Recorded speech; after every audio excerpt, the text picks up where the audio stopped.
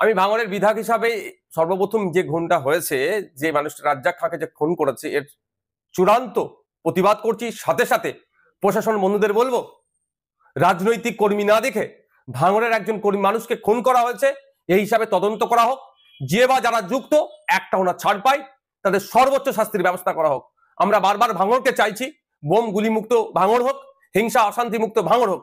দুর্ভাগ্য আমাদের, ভাঙড় ডিভিশন করার পরেও ভাঙড়ের মানুষকে এই ধরনের খুন হতে হচ্ছে দুষ্কৃতীদের দ্বারা।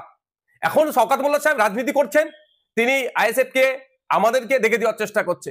কিন্তু শওকত সাহেবের যদি আমরা প্রিভিয়াস রেকর্ড দেখি, সেই রাজ্জাক সর্দার থেকে শুরু করে মানিক পাইক থেকে শুরু করে বিভিন্ন সময় আমরা দেখেছি খুন করেছে তাদের দলের লোকেরা, তারাই যুক্ত থেকে অন্যদেরকে, তাদের দলের প্রথম সারির নেতাদেরকে সাইড করেছে। সেই জাহাঙ্গীর খান চৌধুরী থেকে শুরু করে এই ধরনের অনেক আছে। এটা শওকত মোল্লা সাহেবের প্রিভিয়াস রেকর্ড।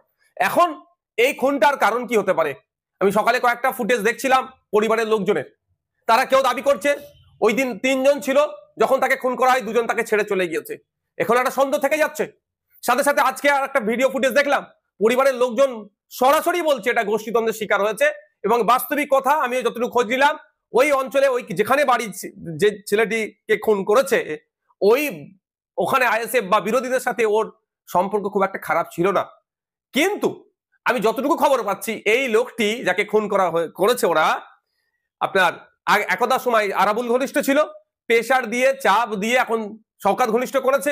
এবার এই সুযোগটা কে নিয়েছে, এটা তদন্ত সাপেক্ষ। একাধিক ইকুয়েশন উঠে আসছে এই খুনের রহস্যের পিছনে। তবে সবটাই সমাধান করতে পারবে প্রশাসন, ইনভেস্টিগেশন অফিসার। আমি আশা করব নিরপেক্ষতা বজায় রেখে এটা তদন্ত হোক। আর সাথে সাথে এটাও বলে রাখছি, পরিবারের সাথে আমি যোগাযোগ করার চেষ্টা করছি, পরিবারের সমর্থ নেব। পরিবার যদি চাই সিবিআই ইনভেস্টিগেশন হোক, পরিবারের হয়ে প্রয়োজনে আমি মামলা করব সিবিআই ইনভেস্টিগেশন করার জন্য। কারণ আমি একজন বিধায়ক এখানে ভাঙড়ের, সেটা আমার বড় পরিচয়। কোন দলের নেতা, কোন দলের চেয়ারম্যান, তার থেকে বড় পরিচয় ভাঙড়ের আমি বিধায়ক। ভাঙড়ের মানুষ খুন হয়েছে, ভাঙড়ের মানুষকে যারা খুন করেছে তাদেরকে আমি শান্তির ঘুম ঘুমোতে দেব না। আর সাথে এটাও বলছি, যদি এটাকে রাজনৈতিক চক্রান্ত হয়ে বিরোধীদের উপরে দমন পীড়ন বা সাধারণ মানুষকেও যদি ডিস্টার্ব করার চেষ্টা হয়, আমি সেই পরিবারগুলোকে সাথে নিয়ে সিবিআই তদন্ত হবে, সিবিআই তদন্তের জন্য বা বিচার বিভাগীয় তদন্তের জন্য কোর্টের দ্বারস্থ হব।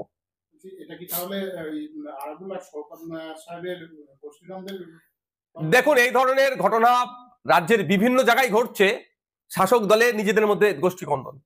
আমি শুধু বলছি না, আপনি দেখুন ওই পরিবারের একজন কর্তা, আজকে তিনি বক্তব্য তার দেখবেন, তিনি বলেছেন সরাসরি এভাবে বলেছেন যে এটা গোষ্ঠীদ্বন্দ্বের শিকার হয়েছে।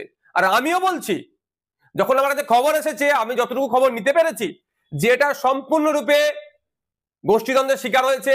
হয়তো শওকত মোল্লা সাহেব এই বিষয়টা অনেক কিছু জানেন, এটা অনেক কিছু জানেন শওকত মোল্লা সাহেব। তদন্ত সঠিক করলে উঠে আসবে। বিষয়টা নিয়ে শওকত মোল্লা সাহেব সরাসরি কিন্তু আইএসএফ কে দোষারোপ করেছে। এটা কি মানে আপনি যুক্ত সরাসরি আপনার? দেখুন, আমরা এতটা এখন হিংস্র হয়ে উঠতে পারিনি, আর কোনোদিন হবারও ইচ্ছাও নাই যে একটা মানুষের প্রাণ নিয়ে নেব রাজনীতি করার জন্য। আমরা সমাজ ব্যবস্থার পরিবর্তনের জন্য রাজনীতিতে এসেছি, ক্ষমতা দখল আমাদের স্বপ্ন নয়। শওকত মোল্লা সাহেবের পাস্ট হিস্ট্রি যদি আমরা দেখি, এই কাছে তিনি সিদ্ধহস্ত। খুন খারাপি করিয়ে, মারামারি করিয়ে, গোষ্ঠীদ্বন্দ্ব করিয়ে অপরের দিকে, বিরোধীদের দিকে দাগিয়ে দেওয়া হয়, দাগিয়ে দিত।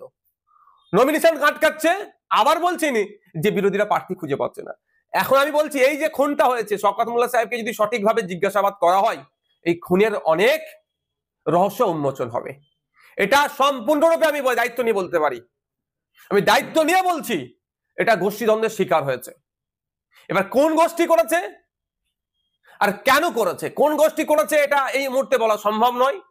কেন করেছে এটা আমি বলতে পারি, সেই দিনের শেষে ভাগ বাটোয়ারার লড়াই, এ বড় নেতা হয়ে যেতে পারে, সে ছোট নেতা হয়ে যেতে পারে, এই মর্মে একটি ছেলেকে খুন করা হলো। আমি ভাঙড়ের বিধায়ক হিসাবে রাজনীতির ঊর্ধ্বে গিয়ে বলছি, এই খুনের আমি চরম বিরোধিতা করছি। এর প্রতিহত হওয়া, এটা প্রতিকার হওয়া দরকার। এই ধরনের কর্মকাণ্ড প্রতিহত করার জন্য মমতা ব্যানার্জি ভাঙড় ডিভিশন দেওয়ার পরেও কেন ভাঙড়ের মানুষকে খুন করতে হবে, তার রাজনৈতিক পরিচয় কি আছে আমার দেখার দরকার নেই। আমি একজন বিধায়ক, জনপ্রতিনিধি, প্রত্যেকটা মানুষের সুরক্ষা যাতে পাই তার দেখার দায়িত্ব আমার। সেই জায়গায় আমি দাঁড়িয়ে বলবো, যত তাড়াতাড়ি সম্ভব ইনভেস্টিগেশন হোক, যে বা যারা খুনের সাথে যুক্ত তাদেরকে সর্বোচ্চ শাস্তির ব্যবস্থা করা হোক। আর পরিবারের সাথে যোগাযোগ করব, পরিবার যদি আমাকে ইনশিওর করে, আশ্বাস দেয়, পরিবারকে সাথে নিয়ে আমি এই মামলাটি যাতে হয় বিচার বিভাগীয় তদন্ত হোক বা সিবিআই তদন্ত হোক, যদি পরিবার চাই, আমি তার জন্য মুভ করবো কোর্টে।